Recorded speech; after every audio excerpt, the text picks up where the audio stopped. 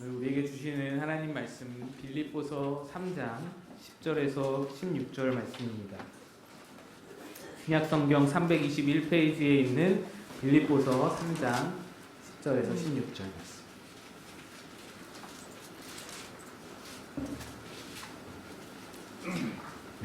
한 절씩 교독하여서 읽겠습니다. 내가 그리스도와 그 부활의 권능과 그 고난에 참여함을 알고자 하여 그의 죽으심을 본받아 어떻게 해서든지 죽은 자 가운데서 부활에 이르려 하노니 내가 이미 얻었다 함도 아니요 온전히 이루었다 함도 아니라 오직 내가 그리스도 예수께 잡힌 바 된 그것을 잡으려고 달려가노라.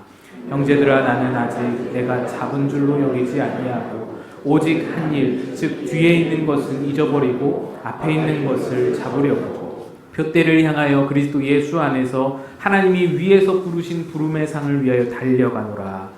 그러므로 누구든지 우리 온전히 이룬 자들은 이렇게 생각할지니 이런 어떤 일에 너희가 달리 생각하면 하나님이 이것도 너희에게 나타내시리라.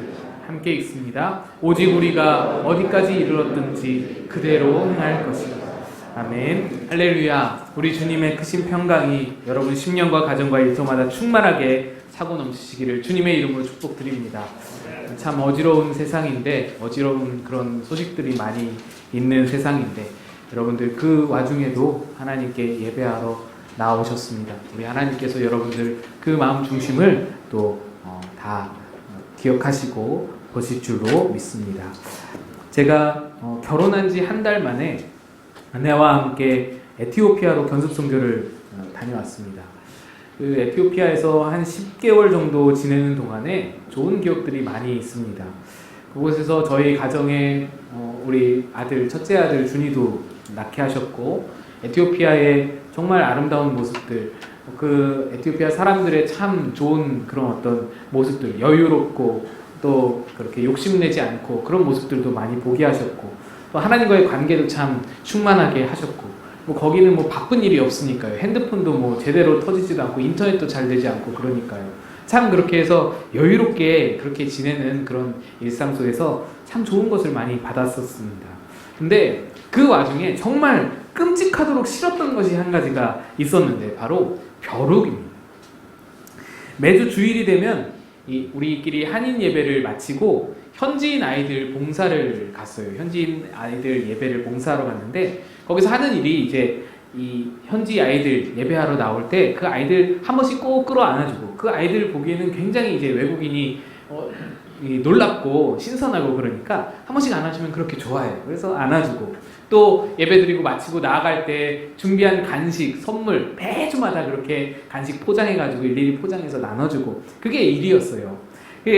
그런데 아이들이 이렇게 꼭 이제 예배 앞뒤로 안아주는데 사실 냄새가 말도 못합니다. 냄새가 많이 나고, 또 아이들이 부유한 집 아이들은 옷을 깨끗하게 깔끔하게 매번 갈아입고 오는데 1년 내내 똑같은 옷을 입고 오는 아이들이 많아요. 대다수예요. 그래서 매일 똑같은 옷을 입고 다닙니다. 그러면 이제 이렇게 옷이 좀 많이 더럽죠. 그러니까 그 형편없이 더러운데 그런 것들은 사실 별거 아니에요. 다 참을 수가 있어요. 뭐 안아주는데 거의 문제가 없습니다. 근데 저의 입장에서는 조금 어려웠던 것이 뭐냐면, 안아주는 순간에 그 짧은 순간인데 이 영특한 이 벼룩이 옮겨 붙는 거예요. 하루는 제가 아이를 이렇게 꼭 끌어안아주고 있는데 거기서 벼룩이 톡 튀어서 이렇게 옮겨 오는 게 보이는 거예요. 또 얼마나 제가 이거를 밀치지도 못하고 아이를 끌어안고 얼마나 고민을 했던지. 이 벼룩이 얼마나 무섭냐면요, 여러분 모기 정도를 생각하시면 큰 오산입니다. 벼룩이 한번 물리면 모기의 5배, 6배 더 가려워요. 훨씬 더 가렵고, 게다가 이 벼룩은 한 마리가 이렇게 모기처럼 물고 날아가는 게 아니라 한 마리가 이렇게 옷 속에서 계속 이제 기어다니면서 계속 물거든요. 그래서 한 번 물면 서너 군데, 많으면 막 대여섯 군데를 막 탕탕탕탕탕 이렇게 물어요. 그러니까 아침에 일어나 보면은 이 물린 자리가 땅땅땅땅땅 무슨 별자리 그리듯이 그렇게 이렇게 막 물려 있는 거예요. 그래서 게다가 이 가려움은 한 주일, 2주일 막 이렇게 가고요. 또 무서운 거는 흉터가 6개월을 가요. 많으면 막 8개월도 가요. 이렇게 뻘겋게 이렇게 흉터가. 그래서 우리 같이 있던 자매들 다 다리, 종아리 이런 데에 다 별자리 하나씩 그리고 그러고 다녔거든요. 이 벼룩의 무서움이에요. 이런 벼룩 같은 생물은 기생충이잖아요. 기생충. 언뜻 제가 이 벼룩을 왜 이야기를 들었냐면, 언뜻 제가 우리 신앙생활이 또는 우리 하나님과의 관계가 잘못하면 이 벼룩과 같은 그런 기생하는 관계가 될 수도 있겠다, 그런 생각이 들었던 거예요. 자기 필요를 채우기 위해서 기생하다가 필요가 딱 채워지면 떠나서는 이제 자기를 위해서 사는 거예요. 자기 삶을 살아가는.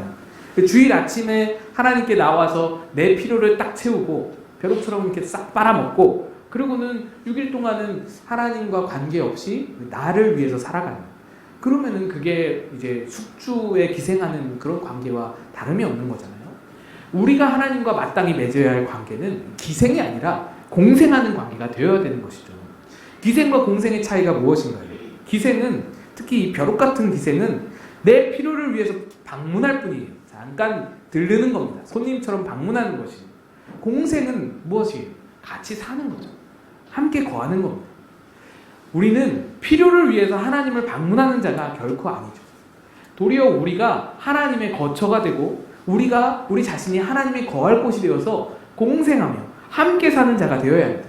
우리 각자가 하나님의 교회가 되고 하나님의 성소가 되고 하나님의 거처가 되어야 돼요. 하나님을 모시고 사는 자가 되어야 하는 것입니다. 그게 우리가 지향해야 할 목표이고 우리의 참 신앙이다라고 할 수 있는 것이죠. 오늘 본문에서 바울이 말하는 표대, 바울이 말하는 목표, 바울이 달려가는 그 목표 꼬린점도 바로 그것이었습니다. 본문 12절 뒷부분을 한번 살펴보면 이렇게 말합니다.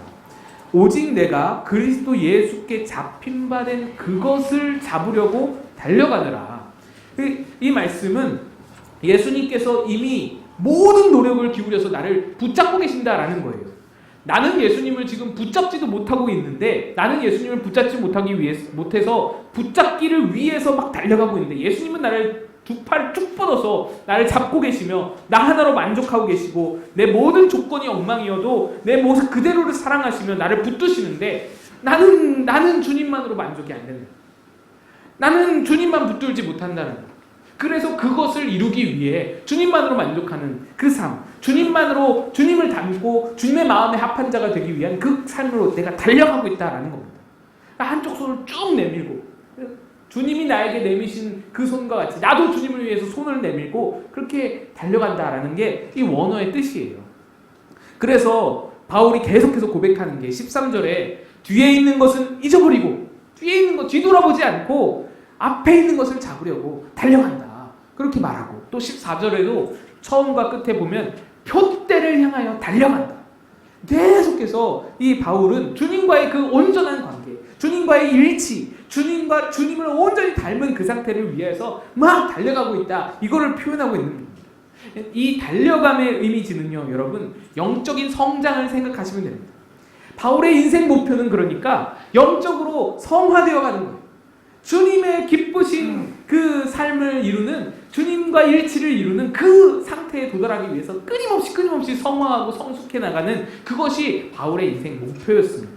그런데요, 제가 말씀을 보면서 드는 생각이, 아니 사도 바울만큼 영적으로 성숙한 사람이 또 어디 있다고요? 그렇잖아요. 이 바울만큼 성숙한 사람이 없어요. 그분처럼 주님을 위해 살고, 그분처럼 주님을 위해 헌신하고, 그렇게 매맞고 고난 당하면서도 단 한 번도 생색도 내지 않고 불평도 않고 원망도 않은 그런 사람이 또 어디 있다고요? 이렇게 주님과 동행하는 사람이 인류 역사에 다시 없을 것인데, 그 정도 되었으면, 그 정도 성장했으면 좀 이제 그만할 법도 하잖아요. 그만 달려갈 법도 하잖아요. 이제 그만하면 됐다고 안주할 법도 한데, 그가 말하기를 나는 아직 잡은 줄로 여기지 않고 아직도 달려가고 있다라는 겁니다. 제가 이 부분을 읽으면서 궁금해졌어요. 참 부럽기도 하고요. 야, 참 어떻게 그렇게 영적으로 열심을 낼 수 있을까? 아니 도대체 바울은 무엇이 바울을 계속 그렇게 달려가게 하는 건가? 저만 봐도 조금 이제 영적으로 경주를 하고 나면, 뭐 예를 들어서 뭐 특별 새벽 집회를 한다, 또는 뭐 어떤 특별한 어떤 집회를 한다. 그렇게 해서 뭐 준비를 하고 영적으로 심혈을 기울이고 그렇게 하고 나면 좀 쉬고 싶은 마음이 들잖아요. 좀 안주하고 싶은 마음이 들잖아요. 조금 쉬었다 가자. 그런 마음이 우리에게 다 있는 거잖아요. 뭐 수련회다, 뭐 그런 어떤 교회 행사다, 그런 거 끝나고 나면 여러분도 그런 마음 들잖아요. 사순절이 다 끝나고 나면은 잠깐 동안 성경도 조금 잠깐 쉬어가고 싶고 그런 마음이 드는 것이죠. 그런데 어떻게 바울은 이렇게 멈추지 않고 달려갈 수 있는 것인가? 그만큼 이룬 사람이. 그게 궁금해지는 것이죠. 하나님의 은혜가 바울에게 충만히 있었기 때문에 그렇다. 물론 맞는 말이지만 그러면 그 하나님의 은혜는 도대체 어떻게 그렇게 바울에게만 끊임없이 공급될 수 있는 것인가? 이게 또 의문되는 겁니다. 그렇게 궁금해하다가 오늘 말씀 속에서 답을 찾을 수가 있었습니다. 바로 12절의 앞부분 말씀이에요. 우리 한번 다 같이 한번 읽어볼까요? 12절 앞부분입니다. 시작. 내가 이미 얻었다 함도 아니요 온전히 이루었다 함도 아니라. 여러분, 사도 바울은 지금 그걸 말하는 거예요. 나는 아직 목마릅니다.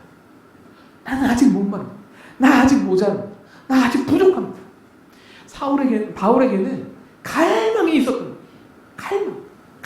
갈급함, 간절함, 이 목마름이 있었던 거예요. 물론 우리에게도 갈망은 누구에게나 있죠. 어떤 갈망입니까? 여러분이 나는 아직 목마릅니다 하시는 그런 부분은 어떤 부분인지 어떻게 보면은 세상적인 것들 아니겠습니까? 세상적인 성취, 세상적인 업적, 또 우리가 가정 안에서 누리는 행복, 이런 것들이 우리의 갈망이다, 이런 것이 이제 다 들 수 있는 것인데, 그런데 사도 바울의 갈망은 그런 것이 아니었어요. 오히려 그런 세상적인 것들에 대해서는 내가 다 배설물로 여긴다, 다 해로 여긴다라고 했죠. 그 말은 그런 것들은 없어도 돼. 그런 것들에 대해서 내가 목마름을 느끼진 않아 라는 겁니다. 바울의 갈망은 뭐였냐면 영적인 갈망이었어요. 주님을 붙들기를 원하고 주님과 더 함께 있기를 원하고 주님을 더욱 막 닮고 싶고 주님과 일치를 이루고 주님 마음을 본받고 싶고, 그 갈망이 바울로 하여금 끊임없이 그렇게 주를 향해 달려가게 하는 그런 원동력, 동력이 되었다라는 것입니다. 아마 그런 마음이 있으신 분들도 있을 겁니다. 나도 영적 갈망이라는 거 나도 좀 느끼고 싶은데 좀 안 되는 걸 어떡하나. 충분히 그럴 수 있습니다. 나도 맹숭맹숭 예배드리기 싫고 나도 좀 뜨겁게 말씀에 반응하고 싶고 나도 일상 속에서 삶 속에서 순간순간 주님을 느끼고 주님을 누리면서 주님과 일치된 마음으로 그렇게 나아가고 싶은데 그게 잘 안 되는데 어떡합니까? 여러분, 세상적인 갈망이라는 것은 결핍이 있어야 갈망을 느끼게 되죠. 뭔가 부족해야 갈망이 있습니다. 그 만족하지 못하는 상태가 바로 갈망이라 표현되는 겁니다. 영적인 갈망도 마찬가지로 결핍되어야 갈망이 있죠. 그런데 때로는 처음부터 결핍되어 있는 것이 아닐지라도 내가 비워내면 느낄 수 있는 것이 갈망입니다. 내가 내 안에 있는 것을 비워낼 때에 느낄 수 있는 것이 영적 갈망인 거예요.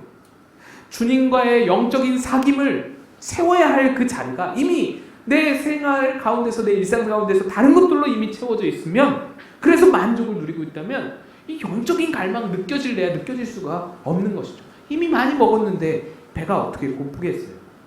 그 본을 잘 보여준 것이 또한 사도 바울이었습니다. 세상적인 인정, 세상적인 지위, 부, 명예, 이런 것들로 만족감을 느끼는 그런 바람에 주님께 나아가는 영적 갈망을 방해를 받는 거예요. 그래서 그것들을 배설물로 여긴다라는 것이죠. 이걸 다 소화시켜내야, 배설해내야 또다시 배가 고플 수 있는 거예요. 처음부터 갈망을 가진 자는 아니었으나 바울도 이미 채워진 것을 빼내기까지 하면서, 비워내기까지 하면서 이 영적인 갈망의 상태를 유지하고 싶었던 거예요. 왜? 이 영적인 갈망이 영적 성장의 유일한 동력이기 때문에. 여러분, 그렇습니다. 갈망이 있어야 달려갈 수 있습니다. 갈망이 있어야 주님께 더 가까이 나아가며 갈망이 있어야 더 성장하고 성숙할 수 있는 것입니다. 근데 여기서 우리들이 자주 빠지는 함정이 하나 있습니다. 갈망으로 성장하는 것인데 우리가 느끼기에는 뭘 해야 성장할 수 있을 것 같은 거예요. 갈망이 아니라, 영적인 갈망, 목마름이 아니라 뭔가를 하는 것이 주님께 더 나아가는 것 아니냐라는 생각을 갖는 겁니다. 갈망보다 자꾸만 뭘 해야 한다라고 생각해요. 지난주에도 바울이 끊임없이 견제하면서 삼가라 삼가라 삼가라 했던 율법주의자들이 바로 그런 의견이었습니다. 할례를 받아야 한다. 율법을 지켜야 한다. 제사를 드려야 한다. 뭘 해야 한다. 그래야 내가 주님의 기쁨이 될 수 있고 그래야 내가 영적으로 성장할 수 있다. 그 생각을 하는 것이죠. 근데 여러분, 이것은요 아주 간단한 예를 들어서 설명이 됩니다. 어느 아버지가 멀리 출장을 떠났어요. 그래서 한 두어 달 만에 집에 돌아오게 되었습니다. 바로 오늘이 이 아버지가 집에 돌아오시기로 한 날입니다. 어린 두 딸이 아빠를 볼 마음에 너무너무 설레요. 막 기대감에 부풀어 있어요. 그래서 언니는 오랜만에 오시는 이 아빠에게 칭찬을 듣기 위해서 아빠에게 줄 케이크를 만듭니다. 아빠한테 케이크를 만들어서 칭찬받아야지 하면서 삐뚤빼뚤 엉망이지만 크림을 바르고 뭐 초코도 올리고 뭐 그렇게 만듭니다. 또 아빠를 위해서 이 손편지도 쓰고요. 아빠를 위해서 집을 막 꾸미기도 합니다. 종이를 막 알록달록 오려서 붙이고 여기저기 붙이고 환영한다는 글씨도 쓰고요. 그렇게 해서 준비를 해요. 그런데 동생은 언니가 이 열심히 케이크 만드는 동안에 옆에서 크림 찍어 먹기나 하고요. 뭐 훔쳐 먹기나 하고요. 언니가 열심히 이 집을 꾸미면서 종이를 올리고 있는데 아무 생각 없이 종이 남는 거 가져다가 종이놀이 하고 있고요. 그러고 있었어요. 그러다가 아빠가 딱 오셨어요. 그 순간에 언니는 아빠께 드릴 케이크를 들고서 아빠를 맞이합니다. 케이크를 딱 들고서. 그러면서 아빠 딱 오셨을 때 아빠, 내가 케이크 만들었어요. 아빠, 내가 크림도 뿌리고요. 내가 초콜릿도 올리고요. 내가 딸기도 올렸어요. 아빠, 내가 종이도 오려가지고 집을 이렇게 꾸몄고요. 내가 글씨도 직접 썼어요. 이렇게 말합니다. 그런데 동생은 어떤가요? 동생은 저 끝에서 아빠다! 하고는 와! 우상탕탕탕탕 뛰어와서는 아빠에게 점프해서 목을 와 끌어안고는 매달려서는 볼에 뽀뽀 세례를 퍼부으면서 아빠 보고 싶었어요 하는 겁니다. 여러분, 누가 더 예쁘신가요? 물론 내 딸인데 다 예쁘죠. 둘 다 너무나 고맙죠. 근데 조금이라도 더 흐뭇하고 조금이라도 더 감동이 되는 아이가 있지 않으신가요? 누가 더 예쁜지는 차이가 있을 수 있는데, 그런데 지금 누가 더 아빠를 갈망하고 있는지, 누가 더 아빠를 원하고 있는지, 간절히 누가 더 아빠를 보고 싶어하고 있었는지는 바로 드러나는 것이죠. 신앙인들이 자꾸만 빠지는 함정이 뭐냐면 내가 뭘 해야 하나님이 기뻐하실 거다라는 생각이에요. 그건요 반은 맞고 반은 틀립니다. 무언가를 해야 함도 맞지만 그건 나중 일이에요. 사실 하나님은 지금 여러분을 나 자체를 기뻐하십니다. 그대로 있는 그대로 기뻐하세요. 그래서 아무리 주를 위해 하는 일이라도 하나님은 그 일보다 먼저 앞서서 요구하시는 것이 있어요. 먼저 영적으로 하나님 앞에 앉으라는 거예요. 먼저 앉아서 은혜를 체험받고 하나님을 누리고 하나님을 사귀는 것이 어떠한 일이든 그 일 앞서서 선행되어야 한다는 겁니다. 하나님은 나 자체를 기뻐하시고 나와의 사귐을 기뻐하시지 내가 이룬 일들을, 내가 행한 일들, 내가 이룬 무슨 업적을 기뻐하시는 게 아니잖아요. 또 그 일들을 내게 맡기신다 하더라도 먼저 항상 선행되기를 바라시는 것은 언제나 하나님 안에서 누리는 것, 하나님 아버지를 아버지로 누리는 삶, 그 하나님과 교제하며 사귀는 삶, 그것이 먼저 선행되기를 하나님은 항상 우리에게 바라고 있는 것이죠. 쉽게 말해서 은혜가 있어야 일도 할 수 있다라는 겁니다. 은혜가 있어야 달려갈 수 있는 겁니다. 여러분도 한 번씩 다 경험해 보셨을 거예요.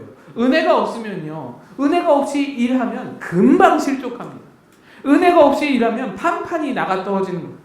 교회 일이 참 쉬워 보이지만 사실 교회 일처럼 또 어려운 것이 없습니다.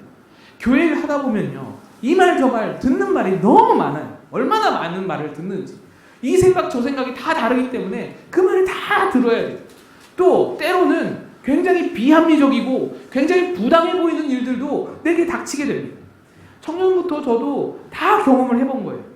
처음에는 막 자신이 있어서 내가 하겠습니다. 그건 뭐 아무것도 아니죠. 내가 하겠습니다. 그렇게 나서죠. 할 수 있어 보이죠. 그런데 그렇게 나서는 족족 실패하고 다 좌절하고 낙심하고 그러다가 뭐 교회를 떠나니 마니 뭐 심지어는 신앙마저 잃어버리는 경우가 쏙 이렇게 나오는 것이 일하기 전에 먼저 우리를 채워야 할 것이 하나님을 누리고 하나님을 사귀며 그렇게 은혜를 받는 것인데 그게 없었기 때문에 그 과정이 생략되었기 때문 아니겠습니까? 이 마리아와 마르다의 이야기가 바로 그것을 우리에게 전해줍니다. 마르다는 분주한 일들로 매우 바빴어요. 그런데 주님이 우리에게 요구하시는 게 무엇입니까? 마르다와 마리아의 이야기예요. 마르다야 그거 나중에 하고 여기 좀 앉으라라는 거예요. 예수님의 말씀. 마르다가 뭘 준비했어요? 뭐 자기를 위해서 음식 준비했나요? 뭐 다른 일 준비했나요? 아니에요. 예수님과 예수님의 제자들 대접하려고 음식 준비했어요. 그러면 예수님도 이해할 만한데 예수님은 그렇게 말씀하지 않는 거예요.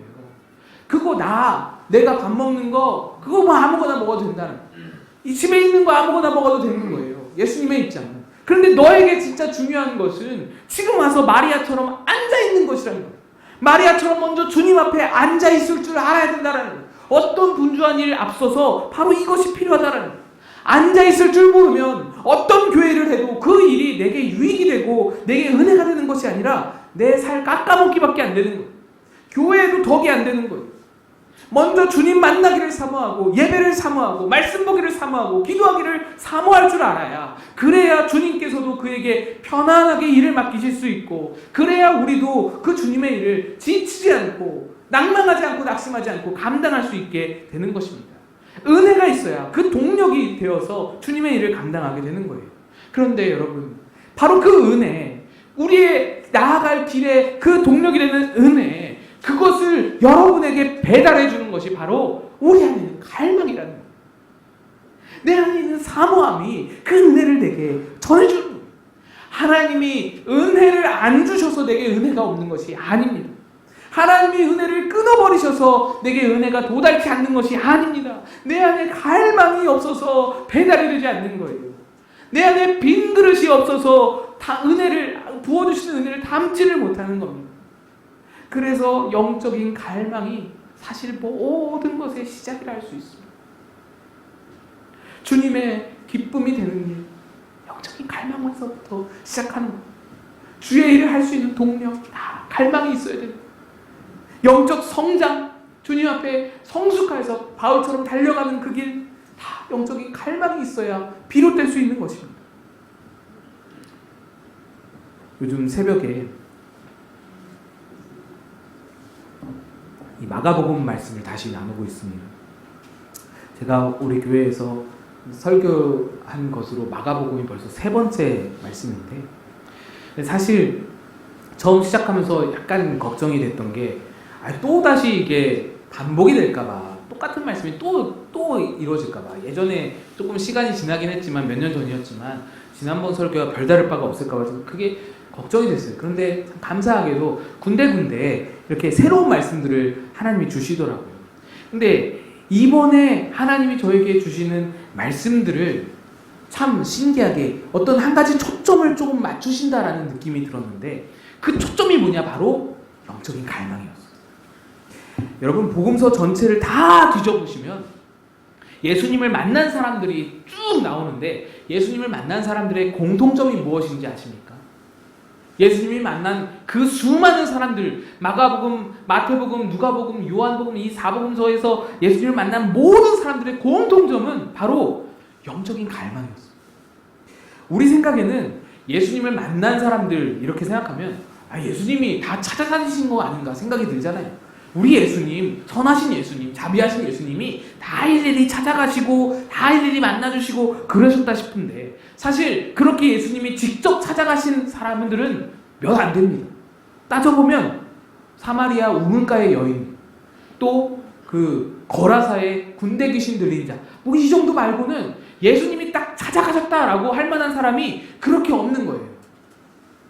그 외에 예수님을 만나서 병 고침받고 귀신이 떠나고 인생이 바뀌고 새로운 삶을 찾게 된 사람들은 모두 다 자발적으로 또는 누군가에게 이끌려서 어쨌든 주님께 찾아 나온 자들이었습니다.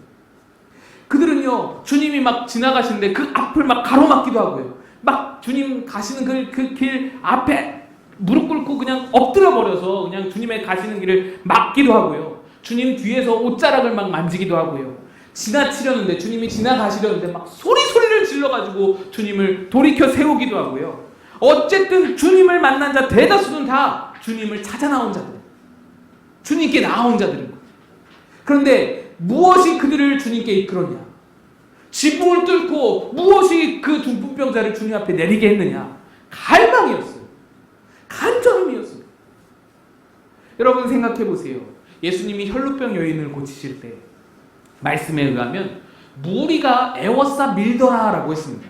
야이로 회당장의 딸을 고치러 예수님이 수많은 무리와 함께 가시는 길이었어요. 무리가 애워싸 밀더라. 이것은요, 우리나라 지금의 지옥철 타셨다고 생각하시면 됩니다. 한 발자국도 떼기가 어려운 그런 상황. 막 이 코앞에 사람이 막 있고 막 그런 상황 있잖아요. 예수님이 수많은 무리에 둘러싸여가지고 막 밀치고 막 밀리고 막 어지러운 상황인 겁니다. 그런 상황에서 얼마나 많은 사람의 손길이 예수님을 스쳤겠어요. 예수님 옷에 손 닿는 게 뭐 얼마나 많은 사람이 손이 닿겠어요. 수많은 스친 사람들이 많이 있었단 말이죠. 뭐 문지르고 비비고 뭐 다 그랬을 거 아니에요. 또 그 스친 사람들 중에 얼마나 많은 병자들이 있었겠어요. 여러분 그렇지요. 저만 봐도 40세가 넘어가니까 뭐 여기저기 망가지고 뭐 병이라고 하긴 좀 부끄럽지만 뭐 그런 것들이 질환들이 있잖아요. 다 하나씩은 망가진 부분이 있는 거예요. 근데 그 옛날에 그 사람들이 그런 병들이 없을 리가 없잖아요. 그런데 그렇게 의미 없이 막 밀치고 스치고 막 그렇게 문지르고 비비고 이러는 중에는 아무런 능력이 없었던 겁니다. 아무도 고침받거나 뭐 치유되거나 능력이 일어난 게 없었어요. 애워싸 밀면서 예수님을 아무리 스치고 비벼도 아무리 문질러도 이게 능력이 없는 거예요. 그런데 오직 한 사람, 딱 한 사람, 갈망을 가지고 12년 동안의 그 한을 가지고 간절함을 가지고 나 주님 아니면 안 돼요.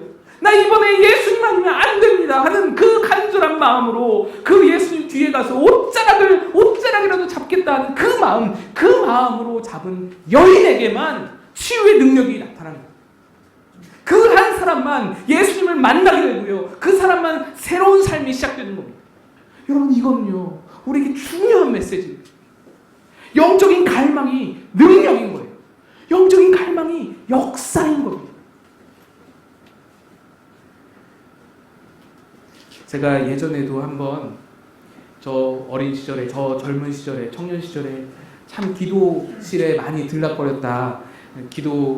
새벽 예배 끝나면 기도실 가서 1시간 기도하고, 뭐 저녁에 뭐 여러 가지 모임 끝나면 또 기도실 가서 기도 1시간 하고, 뭐 그런 말씀 드린 적이 있는데, 그 이야기를 여러분께 들으면서 조금 이렇게 염려가 됐던 것이, 여러분들이 혹시 목사님 기도 많이 한다고 자랑하시나 하는 생각이 드실까봐 그게 좀 염려가 되었어요. 근데 여러분 그런 차원에서 말씀드리는 게 아닙니다.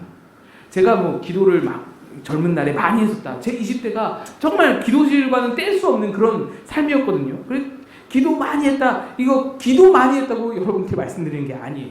자꾸만 그렇게 말이 되는 것 같은데 그게 아니에요. 저의 기도할 수밖에 없었던 그 처지를 말씀드리고자 합니다. 그 20대의 저의 삶에 절절했던 정말 기도할 수밖에 없었던 그 처지, 그 내 삶을 여러분께 말씀드리고자 합니다. 기도실 말고는 해답이 없었어요. 기도실 말고는 제게 의지할 곳이 없었어요. 어디 가서 마음 놓고 제 하소연할 곳이 없었어요. 저의 성격이 좀 그래서 그런지 저는요 목사님한테도 상담하고 그런 거를 잘 못했어요. 아무도 찾아갈 수가 없었어요. 그냥 거기 기도실만 가서 기도하는 것밖에는 저에게는 뭐 의지할 곳이 없었어요. 저는 어려서부터요 스스로에게 부족함을 참 많이 느꼈던 사람입니다. 지금 생각해보면은 조금 열등감이었죠. 내 자신의 실제 가지고 있는 것보다 더 자기를 좀 낮추어 생각했던 그런 마음이 있었어요. 그 열등감도 많고요. 또 자격지심도 있고요. 자존감도 좀 낮고요. 그렇게 자라왔던 것 같아요. 그래서 나 스스로 참 나는 가진 게 없다. 그런 생각을 늘 가지고 있었습니다. 이 대학을 가고 사회로 발을 디뎌보니 경쟁 사회가 너무 험악한 거잖아요. 와, 이거 참 너무너무 무서운 거예요. 내가 여기서 어떻게 살아남을 수 있을까 생각하는데 나는 아무 무기도 없는 학교에 가보니 친구들이 뭐 잘하고 뭘 전공할 거고 무슨 계획이 있고 무슨 비전이 있고 다 그런데 나는 정말로 아무것도 없는 거예요. 뭘 할지도 모르겠고 하나님은 분명히 각자에게 달란트를 주셨다 하는데 나는 이렇다 할 뭐가 없는 거예요. 그래서 제가 찾은 방법이 바로 주님께 매달리는 방법이에요. 뭐 방법이 없죠. 살아갈 수가 없는 거예요. 소망이 없는 거예요. 그때가 때마침 저희 집안이 사정도 뭐 재정 상황이 굉장히 안 좋았을 때였고 여러 가지로 많은 소망이 깨어지고 무너진 상황에서 힘든 상황에서 내게 방법이 없어서 기도를 그렇게 했더랬던 것입니다. 그러니까 신앙이 좋아서 기도했던 게 아니에요. 살려고 기도했어요. 살려고. 진짜 지푸라기라도 잡는 심정. 내가 이 험악한 세상에서 어떻게 살까? 그 심정으로 기도실에서 그렇게 살다시피 하고 기도실에서 그렇게 주님께 매달렸습니다. 그래서요, 내가 기도실에 가면 기도할 때마다 그렇게 울었어요.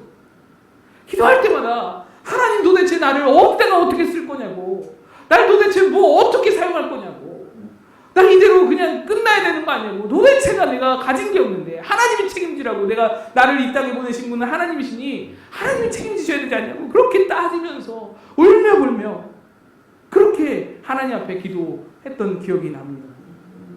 근데 여러분, 그렇게 20년이 지났어요. 그런데 제가 누리고 있는 이 은혜를 한번 봐보세요.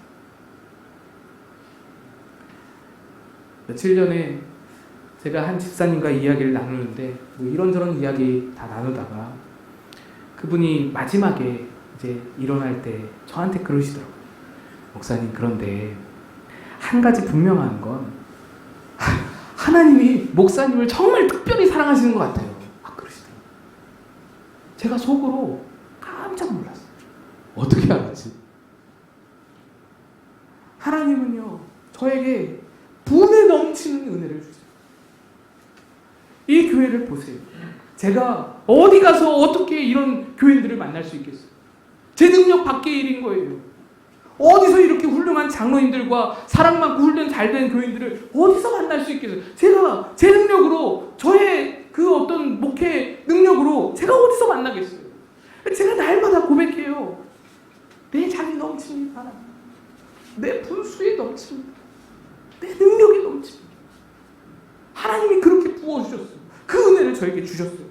그렇게 고백하면서도 제가 마음속으로 한때는 이유를 알 수 없는 거예요. 나한테 왜 이런 걸 주시지?